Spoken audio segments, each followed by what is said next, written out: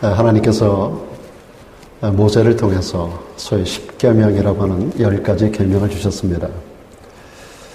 전체적으로 10가지가 각기 다른 방향을 향하고 있습니다만은 크게는 대별해서 2가지, 하나님을 어떻게 섬겨야 되는지, 또 하나는 우리 인간 관계를 어떻게 해야 되는지. 그래서 모든 십계명 전체 내용은 하나님에 대한 계명과 인간에 대한 계명으로 나눠질 수가 있습니다. 모든 성경 내용이 다 마찬가지입니다. 모든 성경은 하나님을 어떻게 대해야 되는 것인지, 그리고 우리 인간은 어떤 모습으로 살며 어떻게 인간관계를 맺고 살아가야 하는지, 그런 부분들을 가르치는 것이 성경 전체 교훈입니다. 그런데 여러분, 중요한 것은요, 인간을 향한 계명이 6가지고 하나님을 향한 계명이 4가지인데, 인간을 향한 6가지 계명 가운데서 4가지 계명이 가정에 대한 계명이라고 하는 사실입니다. 여러분, 인간의 계명 6가지 가운데서 4가지가 가정에 관련된 것이라고 한다면 하나님의 관심이 가정에 얼마나 집중되어 있는가 하는 것을 깨닫게 됩니다. 하나님이 만든 인간을 축복하기 위하여 세워진 2개의 제도가 있습니다. 그 첫째가 가정입니다. 가정은 사람이 만드는 게 아닙니다. 오늘날의 LGBTQ가 세상을 덮어나가면서 동성연애가 각 나라마다 합법화되고 이 물결이 전 세계를 덮어나가는 마지막에 가장 확실한 주님 오실 징조 가운데 하나가 동성애가 전 세계적으로 확산돼 나가는 것인데, 이것이 이제는 단순하게 어느 몇몇 국가만이 아니라 전 세계적으로 확산돼 나가는 그런 일로에 있습니다. 중요한 것은 하나님께서 우리 인간을 한 남자와 한 여자로 만드시고, 그리고 가정이라고 하는 제도를 허락해 주셨습니다. 이 가정은 하나님 우리 인간에게 복 주기 위하여 허락하신 첫 번째 제도입니다. 가정을 무시하고서 복 받는 사람이 없고요, 가정을 경외시 여기거나, 그리고 아까도 말씀드렸던 이런 동성애법을 국가적으로 선포하고 잘 되는 나라가 없습니다. 결국 이것이 속된 말로 망조라 하고 성경이 말하는 마지막 때의 징조고 현상이라고 하는 것입니다. 또 한 가지 하나님 인간에게 복주기 위하여 세워주신 제도가 교회라고 하는 제도입니다. 하나님이 우리 인간을 복되게 하기 위해서 교회를 세워주셨습니다. 여러분, 교회 하면 하나님이 나를 축복하려고 세워주신 하나님의 기관이야 라고 하는 의식을 갖게 되기를 축복합니다. 그래서 여러분, 언제든지 교회는 기분 좋은 그러한 현장으로 기억하시고 기대하는 마음을 가지고 복받는 마음을 가지고 여기 오셔야 됩니다. 가정과 교회를 경외시 여기고 도외시 여기고 함부로 생각하는 그런 멤버가 있는 가정이 잘 될 수가 없고 교회가 잘 될 수가 없는 겁니다. 그래서 오늘 저도 여러분도 일사불란하게 우리 모두가 교회를 통해서 복받는다라고 하는 걸 기억하시면서 교회를 아름답게 가꾸는데 한 몫을 우리 모두가 감당해야 할 줄로 믿습니다. 자, 오늘 그 가운데서 가정에 대한 4가지 가정을 향한 하나님의 말씀 가운데서 특별히 제일 중요하게 주님께서 강조하는 게 뭔가? 여러분, 하나님에 대한 계명이 1부터 4계명까지고요. 그 다음에 5계명부터 나머지 10번째 계명까지 6가지 계명이 인간을 향한 계명이거든요. 그 중에 제일 먼저 주신 계명이 순서상으로는 제5계명이고 인간을 향한 제1계명이 뭔가 하면 내 부모를 공경하라고 하는 계명입니다. 그러니까 가정을 소중히 여기는 가운데서도 우리 하나님께서 부모라고 하는 존재를 얼마나 중요하게 여기시는가. 부모를 하나님의 위치에 올려서, 여러분, 하나님은 경외하는 대상이에요. 근데 성경에도 보면 부모를 경외하라 그랬거든요. 인간의 위치를 하나님만큼 이 땅 가운데서 높여 세워서 말씀한 것이 부모 공경입니다. 부모를 공경하라 그랬어요. 부모를 경외하라 그랬어요. 굉장히 중요한 도전이고 굉장히 중요한 하나님의 말씀인 것입니다. 그런 가운데서 오늘은 특별히 Mother's Day이기 때문에 부모님 가운데서 어머님의 사랑을 우리가 좀 포커스를 맞춰서 같이 생각해 보고자 하는 것입니다. 무엇보다 어머니의 사랑이 뭔가? 여러분, 우리 자녀들은요, 부모를 공경하라 라고 하는 말씀, 또 효도를 말하기 전에 우리 부모님이 어떤 존재인가, 특별히 부모님의 사랑이 어떤 사랑인가, 그 가운데서 이날에 특별히 우리가 기억해야 될 어머님의 사랑이 어떤 사랑인가 하는 것을 먼저 생각해 보지 않으면 안 되는 겁니다. 그래서 제가 여러분들에게 간단하지만 어머니의 사랑에 관련된 것은 한 4가지만 요약해서 말씀드리려고 하는데, 제일 중요한 게 뭐냐면 어머니의 사랑에는 인생의 요람이 있다라고 하는 겁니다. 어머니의 사랑이 인생의 요람이에요. 인생은 그 고향이 어머니의 몸속이라는 겁니다. 천하인간의 모든 사람들, 그 어떤 사람도 어머님의 몸에서 만들어지는 겁니다. 어머님의 몸 안에서 10개월 동안 있다가 그 몸 안에서 세상에 살아갈 수 있는 모든 것들을 준비하고 세상에 태어나게 되는데, 세상 태어나는 과정에서 보면 어머님의 극심한 고통 가운데 이 땅에 출생하게 되는 것입니다. 어머니의 품 안에서 인간은 성장하면서 세상을 배웁니다. 어머니 품 안에 성장하면서 말을 배웁니다. 그래서 mothertongue이라고 하는 말 하잖아요. 모국어 이야기할 때 mothertongue이라고 하잖아요. 어머님을 통해서 우리가 언어를 배우는 거예요. 어머님을 품 안에서 세상을 배웁니다. 어머니 품 안에서 인간이 가질 수 있는 모든 습관을 배우는 겁니다. 어머니가 말을 배워줘요. 어머니가 습관을 배워줘요. 이 모든 것들을 어머니를 통해서 시작이 되고, 어머니를 통해서 배운 것을 가지고 일생 동안 살아가게 되는 겁니다. 어머니의 젖을 먹으면서 생명이 자라갑니다. 어머니가 만들어주는 음식을 먹으면서 뼈가 자라가는 겁니다. 그러면서 우리 인간은 너나 할 것 없이 어머니라는 존재 터 위에서 우리 인간 존재가 만들어져 가는 겁니다. 특별히 우리 대한민국, 우리 민족의 어머니들은 대부분 눈물과 희생 가운데서 자식들을 길러냅니다. 요즘 젊은 세대 어머니들은 잘 모르겠어요, 제가.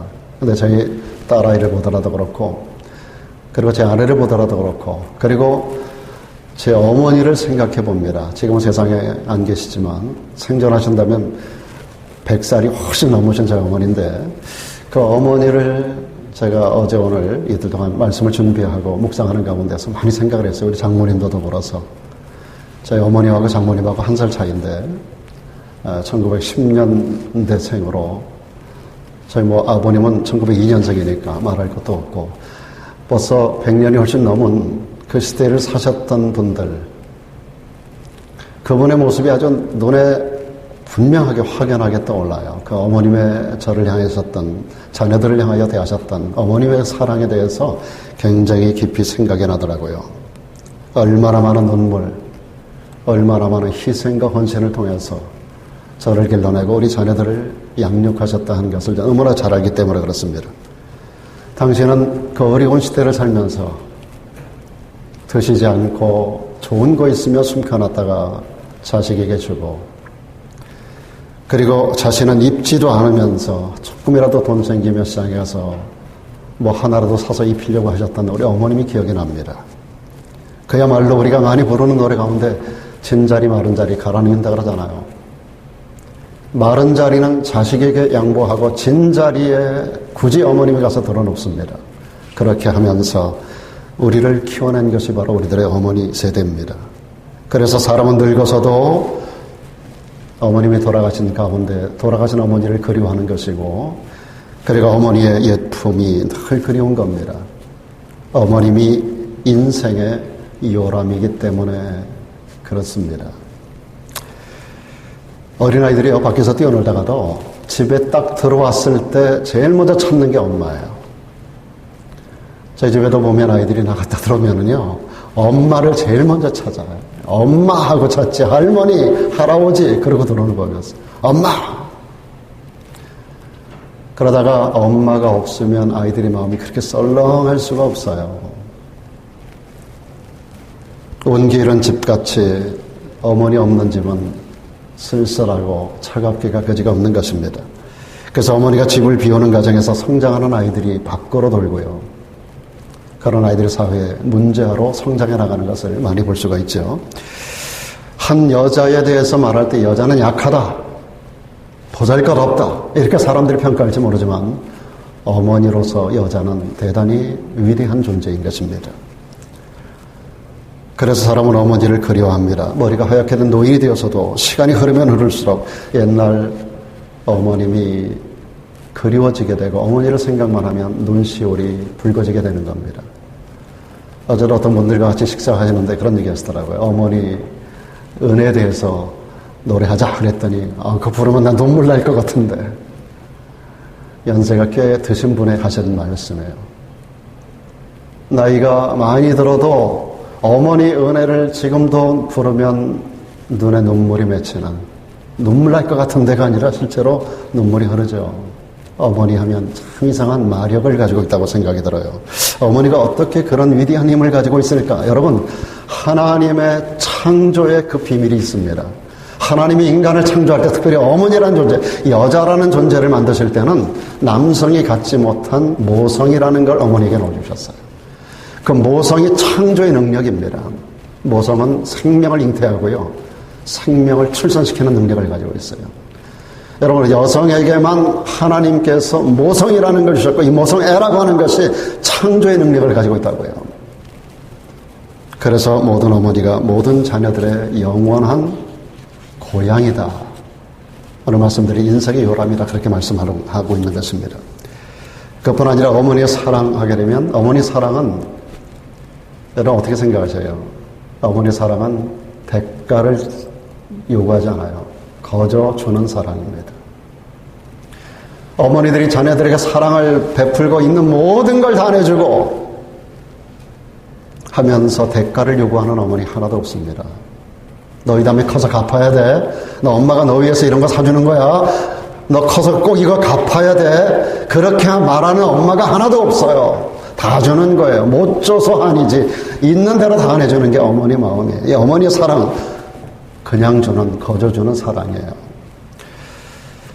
여러분이 아마 들으신 예화이겠습니다. 어느 날 어느 한 딸아이가 엄마에게 종이 하나를, 쪽지 하나를 가지고 와서 거기다가 이렇게 써놨어요. 청구서. 엄마에게 청구하는 청구서를 써가지고 왔어요. 그러니까 엄마에게 뭐라고 청구하는가 하면, 엄마 말씀대로 내가 열심히 공부해서 우등생이 된 값 10불, 집에서 심부름 한 값 1불, 엄마가 음악 공부하라고 해서 피아노 친 값 1불, 2불, 집에서 청소한 값 2불, 그리고 동생을 돌봐준 값 2불. 우리에게 누구 같은 얘기 하는데, 합해서 합계 17불. 그런 청구서를 엄마 앞에 내놨어요. 엄마가 이걸 딱 보고 기가 막히기도 하고 예뻐 보이기도 하고, 그래서 빙계를 웃으면서 엄마가 거기다가 답장을 17불 청구한 거를 거기다 넣어서 봉투에다 넣어가지고 식탁에다 올려놓고 그 딸아이에게 읽도록 했습니다. 엄마가 딸아이에게 보내는 메시지는 이런 내용입니다. 엄마가 매일 밥 지어준 것 100불, 매일 세탁해준 값 100불, 매일 투정하는 자식 잠재워준 값 100불, 기타 바느질 해주고 돌봐준 거 100불, 합계 400불. 그런데 엄마의 메시지에는 밑에 한글이 더 들어 있습니다. 그러나 엄마는 내 딸을 무척 사랑하기 때문에 모든 것 무료, 프리. 그렇습니다. 어머니 사랑은 자식이 요구하는 것 같지 않아요. 거저 주는 사랑입니다. 무제한 있는 모든 거 다 내어주는 사랑이 어머니의 사랑입니다. 대가를 요구하지 않아요. 그런 의미에서 어머니의 사랑은 인간을 사랑하는 하나님의 사랑을 가장 많이 닮은 사랑이 어머니의 사랑이에요. 어머니는 우리 인간을 위하여 자식들의 모든 걸 내어주는데, 아버지의 사랑이 그렇습니다. 하나님의 사랑이. 우리 인간을 위하여 당신의 독생자를 아낌없이 내어주셨어요. 그분은 십자가 못 박고 피를 흘려 우리 인간을 구원하는 우리 하나님은 우리에게 은혜를 베푸시는 하나님인데, 그 하나님이 우리들에게 대가를 요구하지 않아요. 여러분, 예수 믿고 천국 가는데 대가를 필요로 하던가요? 우리가 선행을 많이 하고 구제를 많이 하고 헌금 많이 하고 교회에서 봉사 많이 해야 우리에게 구원 준다고 하나님 말씀하지 않아요. 하나님의 독생자 예수 그리스도를 무상으로 내어주셨어요. 예수 그리스도 또한 성부 하나님과 다른 또 한 분의 하나님인 줄로 믿습니까? 그분은 창조주 하나님이에요. 만물이 그분이 없이 되어진 것이 하나도 없다고 성경은 선언합니다. 예수 그리스도는 창조주 하나님. 이 무한 공간 전체를 말씀으로 만드신 분이 예수 그리스도입니다. 그분을 우리를 위하여 무상으로 그 목숨값을 내어주셨어요. 우리에게 대가를 요구하지 않습니다. 여러분, 우리가 대가를 지불해서 구원을 받는다면 아무도 구원받을 자가 하나도 없습니다. 없을 거가 아니라 한 명도 없어요. 천하인간에 구원받을 만한 또 다른 이름을 주신 법이 없지만 구원받을 또 다른 방법을 주신 법이 없어요. 그런 의미에서 어머니의 사랑은 하나님의 사랑에 가장 근접한, 똑같지는 않을지 모르지만 하나님의 사랑을 가장 닮은 사랑이 바로 어머니의 거저주는 사랑인 것입니다. 그뿐 아닙니다. 어머니는 자녀를 교육하는 사랑, 교육자 중에 교육자라고 말할 수 있습니다. 여러분, 세상에는 수만 종류의 동물들이 있어요. 그런데 모든 동물들은요, 새끼를 낳으면 보통 한 6개월, 1년, 길어야 2년 안에 또 자식을 낳습니다. 그리고 어미로서 구실을 다하고 어른 구실, 제 구실을 다합니다. 6개월 안에 어떤 건 1년, 어떤 건 2년이면 아무리 늦어도 2년이면 새끼 낳고 어미 구실하고 부모 노릇 다하고 자기 구실을 다합니다. 그런데 우리 인간은 그렇지 않아요. 적어도 30년 동안은 부모가 돌봐줘야 돼요. 그래야 우리 인간은 인간구실을 하게 되는데, 그렇게 자라기까지의 어머니의 눈물, 그 희생, 그 고통은 한없이 많습니다. 말 그대로 진자리 마른 자리 다 갈아 뉘어주시고 조금만 아파도 어머니는 그 아이를 업고 뜁니다. 며칠 전에도 저희 집에 한밤중이 되는데, 밤 10시가 넘었는데 너무 조용한 거예요. 근데 우리 그레이스가 집에서 그 밤 12시, 10시 뭐쯤 되면 애들 다 재워놓고 그 시간에 이제 자기 공부를 하거든요. 근데 내려다봐도 공부하는 테이블에 없어요. 그래서 제가 이상하다 싶어가지고 내려가서 할머니한테 물어봤어요. 그레이스 어디 갔느냐 그랬더니 막내가 그날따라 저녁에 가슴이 아프다는 얘기를 몇 번 하더라고요. 가슴이 아프다 그러니까 그 아이를 데리고 이멀전시를 갔다는 거예요. 그 밤중에. 밤이 10시 반쯤 됐어요. 제가 물어본 시간이. 가지고 염려가 돼서 제가 옷을 챙겨 입고 이멀전시로 가려고 했더니 전화를 했더니 왜 오시느냐고. 지금 뭐 이런저런 뭐 체스트도 찍고 다 검사 다 하고 이제 지금 기다리고 있는 중인데 절대 오시지 말라고 그래요. 그래서 제가 좀 기다리는데 11시가 넘어도 안 오는 거예요. 그래가지고 제가 그 밤중에 또 갔어요. 그 이멀전시를 갔더니 집에 갔다 그래가지고 길이 어긋났어요. 그 밤중까지도 할머니 할아버지도 생각지 못했던 내일 가라라고 했어요. 내일 병원에 한번 가봐라 혹시. 물론 그 전에 기도는 해줍니다. 근데 번뜩 하나님께서 제 마음속에 주시는 마음이 있었어요. 그 아이가 병원에서 체스트 찍고 이런저런 거 다 검사를 다 종합적으로 했는데 아무 증상이 없다라고 그냥 가도 된다고 그래서 그냥 온 건데, 이 아이가 거짓말하는 게 아니에요. 가슴이 아프다는 얘기를 저도 들었고 할머니가 와서 할아버지 기도해달라고 그래가지고 제가 가서 기도해줬거든요.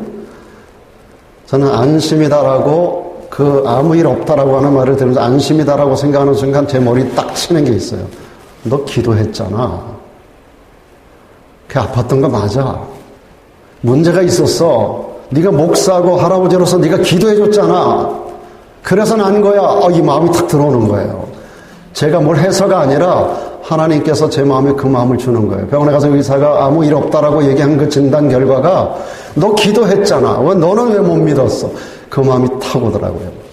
anyway, 중요한 건 제가 그 말씀 드리려고 하는 게 아니라 그 어미의 역할을 제가 말씀드리는 거예요. 한밤중이라도 어미는 자식이 아프다면 들고 뛰는 거예요. 그리고 또 그것 때문에 피곤해가지고 힘들어하지 않아요. 그 어미 얼굴을 제가 살펴볼 때 참 하나님께 감사하는 얼굴 모습이었었어요. 그 늦은 시간에 이멀전시 가서 1시간여 있다가 다 검사하고 그 힘든 시간에 돌아왔는데도 불구하고 자식이 건강하다고 하는 말을 듣고 기뻐하는 그 모습. 이게 엄마의 모습이에요. 엄마의 모습. 가정교육의 대부분이 어머니 차지입니다. 그래서 위대한 인물 배우의 위대한 아버지 얘기하지 않아요. 위대한 어머니가 있다고 말해요. 성경에도 그래서 제가 지난주간에도 성경에 나오는 3대 현모 중에 2분을 여러분에게 시간이 없어서 2분만 소개를 해드렸어요. 모세 어머니 요게벳, 위대한 애국심을 키워준 어머니 요게벳, 그리고 경건한 신앙을 아들에게 넣어주었던 신앙심 깊은 기도의 어머니 사무엘의 어머니 한나, 그리고 정말로 하나님 앞에 온전하고 순결한 자녀로 키워냈던 디모데의 어머니, 디모데 할머니가 성경에 소개되고 있어요. 외조모 로이스와 어머니 유니게가 기록되고 있습니다. 이 세 분을 일컬어 성경의 3대 현모라고 이야기합니다. 어머니는 참 위대한 교육자입니다. 학교에서 여러분 아이들이 좋은 스승 만나는 거, 좋은 친구 만나는 거 다 중요한 거예요. 그래서 좋은 교육 받고 나오는 거 참 중요해요. 한국에서 전교조 교사들을 통해서 아이들이 전부 새빨갛게 교육받고 나오는 거 보세요. 지금 40대, 50대 완전히 다 물들어버렸잖아요. 한 번은 제 아내가 한국에서 저희 교회 출신하는 집사님하고 전화 통화하다가 싸울 뻔했대요. 정치 이야기를 하다가.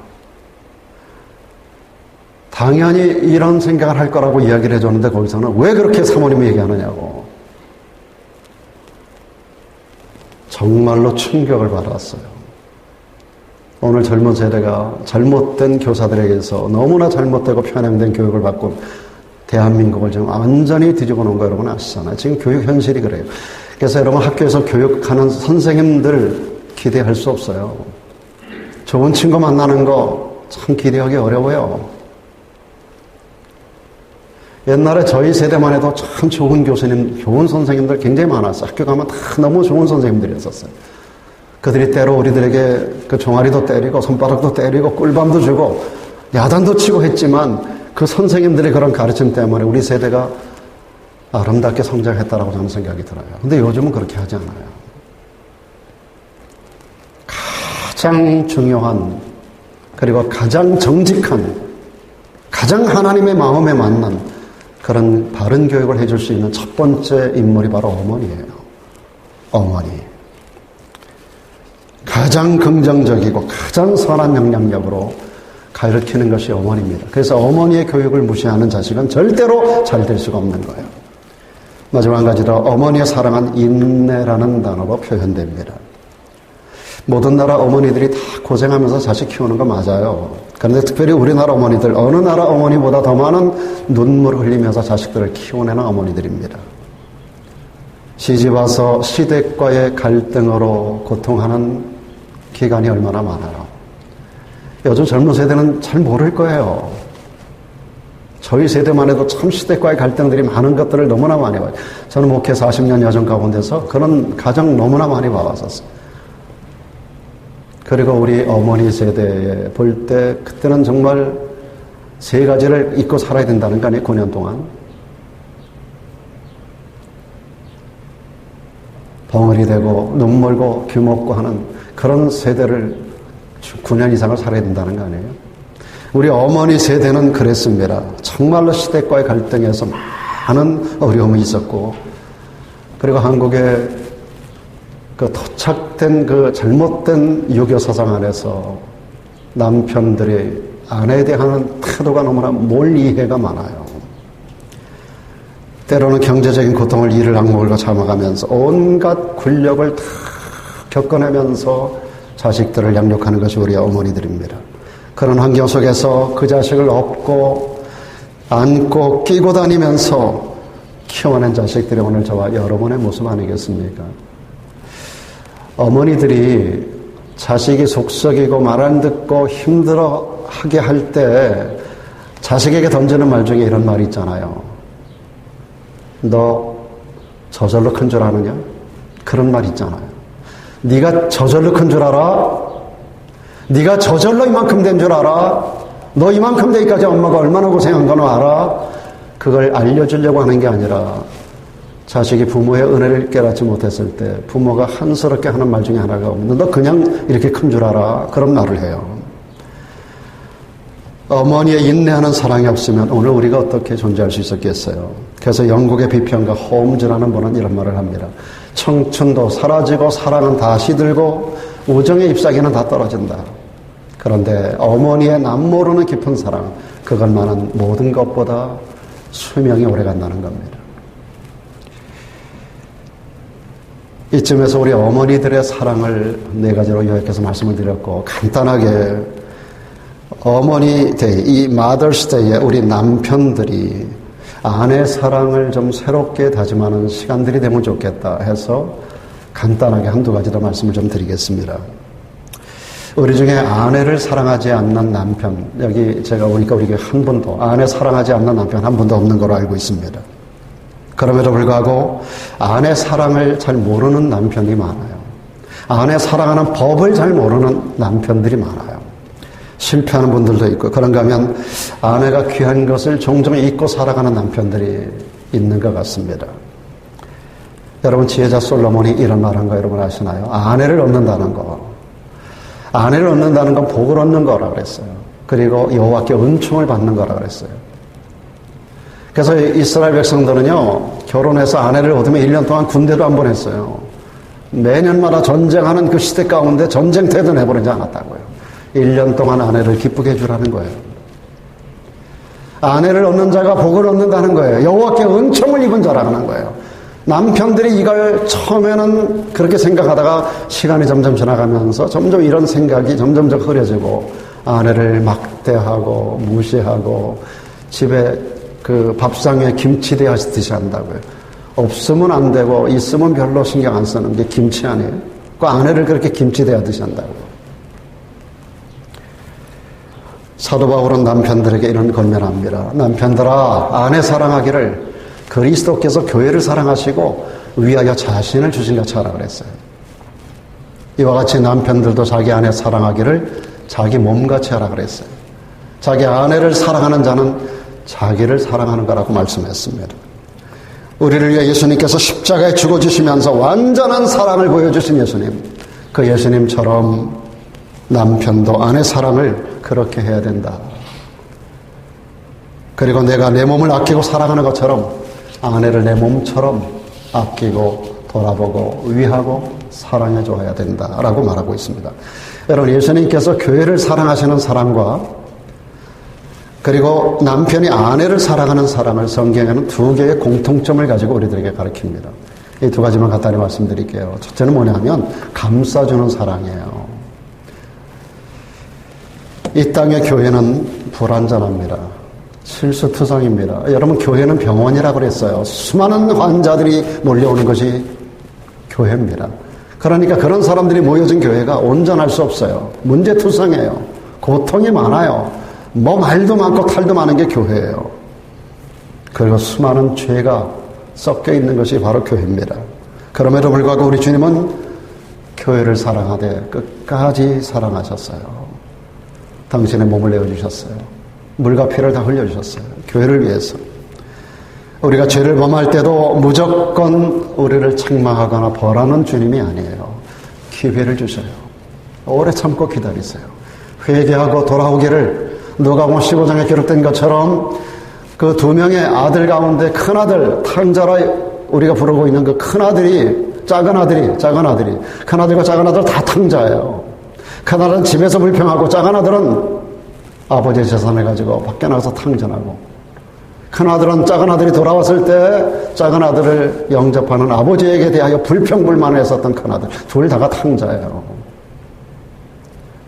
그 중에 작은아들에 대한 얘기가 거기 집중적 포커스로 맞춰져 있는데, 아버지를 아프게 하고 아버지의 재산을 가지고 나가서 허랑방탕하게 다 쓰고 돌아오는 아들을 그 아버지가요 책망하지 않아요.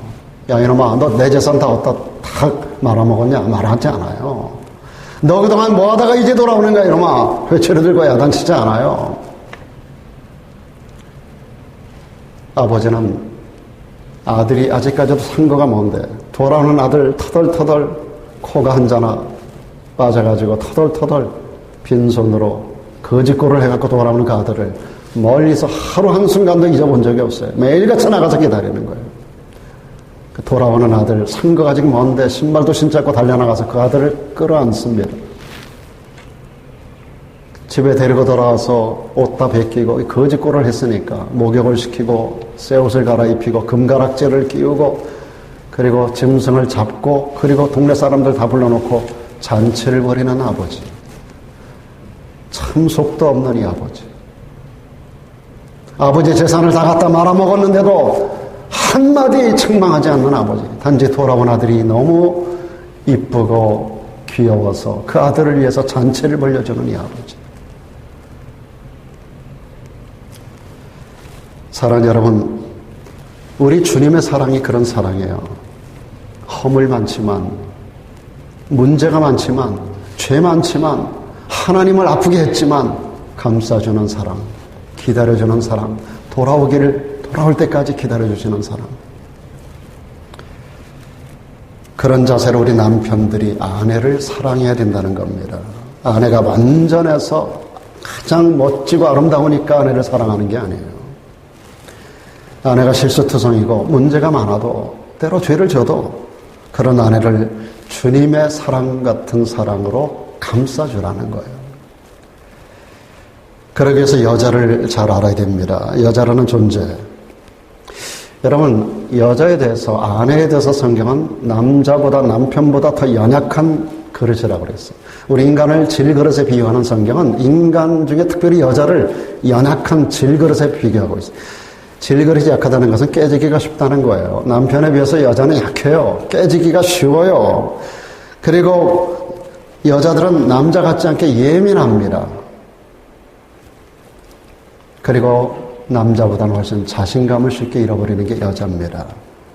이걸 항상 우리 남편들이 염두에 둬야 된다는 거예요. 그래서 하나님이 우리 인간을 만드실 때 특별히 남자를 흙으로 만들고 그 아내를 지으실 때 그 아담을 잠지우고 갈빗대 하나를 빼가지고 여자를 만들었거든요. 여자의 출처가 남자의 갈빗대에서 나왔단 말이에요. 여러분, 이 갈비라고 하는 거, 이 갈비가 얼마나 중요한지 여러분 아세요? 갈비는 먼저 중요한 것은요, 이게 위치가 이 품 안에 있다는 거예요. 이 품이 남편이에요. 이게 남자예요. 여자는 남자의 품 안에 보호를 받아야 되는 존재예요. 그런데 또 한 가지, 갈빗대가 나의 내장을 보호하고 있다는 걸 여러분 아셔야 돼요. 남편은 아내를 보호하는 것 같지만 실제로 그 아내가 나를 보호하고 있는 거예요. 이 갈빗대가 내 몸의 모든 장기를 다 감싸고 보호하고 있어요. 상호간에 보호하는 기능이라는 겁니다. 하나님이 창조를 그렇게 하셨어요. 여자는 남자의 보호를 받아야 되고 남자 또한 그 여자의 중요한 부분들을 다 보호해주는 보호의 기능 안에서 남자가 존재할 수 있다라고 하는 겁니다. 남자는 여자보다 강합니다. 그러나 사실은 여자의 품속에서 만들어지는 게 남자예요. 여자의 품속에서 우리 남자가 보호를 받고 그리고 여자의 무릎을 베고 세상을 먼저 떠나는 게 남자예요. 그래서 대부분의 경우 보면 여자가 남자보다 평균 수명이 7년 이상 길어요. 학자들은 많이 이야기합니다. 여자들이 노동을 많이 하고 일도 많이 하고 밖에서 주방에서 일 많이 하고 그래서 수명이 긴 게 아니에요. 하나님이 남자가 여자의 품에서 죽어야 되기 때문에 남자는 절대적으로 특별히 나이가 들수록 여자의 도움이 필요하기 때문에 여자의 수명을 길게 해주고 남자를 단명하게 한 거예요. 밖에서 남자가 그 아내가 먼저 죽는 경우도 많지만 그래도 대다수의 경우 평균 수명의 여자가 남자보다 7년이 길어요.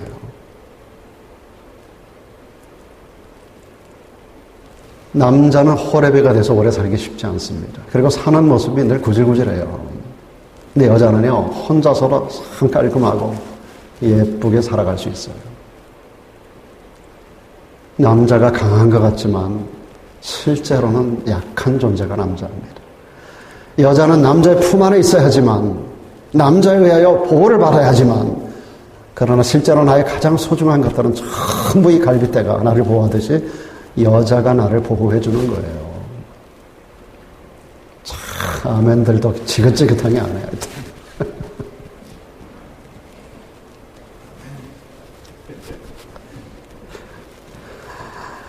모든 남성들은 그래서 여성을 귀히 여길 줄 알아야 되고요. 특별히 아내를 귀한 존재로 여기고 사랑으로 감싸줄 수 있어야 되는 것입니다. 사도 베드로가 이런 말을 했습니다. 남편된 자들아. 아까는 바울이 남편들아 그랬잖아요. 베드로도 남편된 자들에게 하는 말입니다. 이와 같이 지식을 따라 너희 아내와 동거하고 저는 더 연약한 그릇이다. 깨지기 쉬운 그릇이다.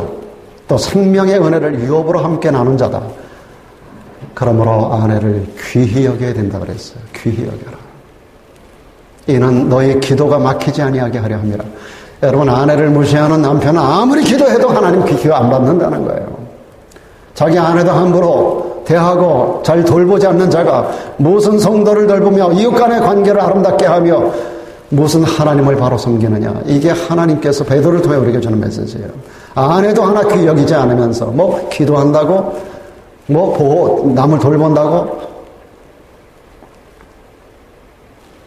굉장히 중요한 도전입니다.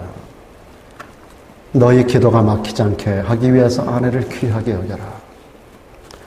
마지막 또 한 가지는 위하는 사랑입니다. 하나님의 사랑과 남편의 사랑이 겹치는 공통점 중에 중요한 게 위하는 사랑이에요. 하나님은 남자와 여자를 다르게 지으셨어요. 남자와 여자는 굉장히 달라요. 서로 다른 별에서 온 것만큼 달라요. 굉장히 다른 존재입니다. 남자는 아내를 위한다, 희생한다 하면서 큰 것만을 생각하기 쉬워요. 그런데 여자는요, 아주 조그만 거에서 만족하고요, 조그만 거에서 눈물 흘리고요, 조그만 거에서 감사할 줄 아는 존재예요. 그래서 사소한 것들에 관심을 기울여주고 신경 써주는 것이 아내를 사랑하는 방법이에요. 우리 주님은 우리의 작은 신음에도 귀를 기울이신다 그러잖아요. 우리 그런 노래 많이 부르잖아요. 나의 작은 신음에도 응답하시니. 우리의 작은 신음에도 귀 기울여 주시는 주님의 사랑같이 모든 남편들이 아내의 작은 소리, 작은 요구, 작은 필요, 작은 소원, 이것들에 귀를 기울여 줄 줄 알아야 된다는 겁니다. 우리의 사소한 것에 우리 주님은 불꽃 같은 눈동자로 우리를 감찰하시잖아요. 우리 남편들이 불꽃 같은 눈을 가져야 돼요.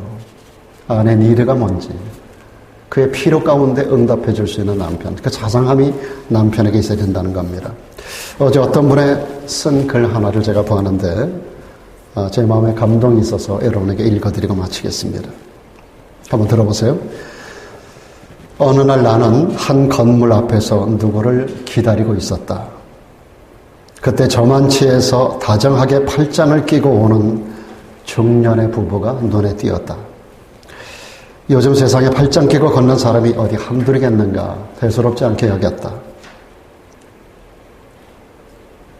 두 사람이 눈에 띈 것은 팔짱을 꼈기 때문이 아니라 둘 다 까만색 안경을 끼고 있었기 때문이었다. 보통 색안경과는 조금 달라서 처음에는 이들 부부가 시각장애인 부부라고 생각했다. 하지만 시각장애인이라고 하기에는 그들의 걸음걸이가 여유가 있었다. 그래서 조금 어울리지는 않지만 멋으로 색안경을 꼈나 보다라고 생각했다.